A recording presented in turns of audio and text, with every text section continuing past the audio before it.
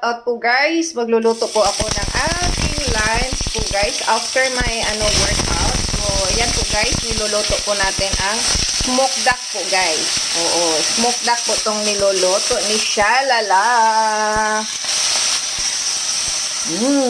Sarap ang bango ng smoked duck.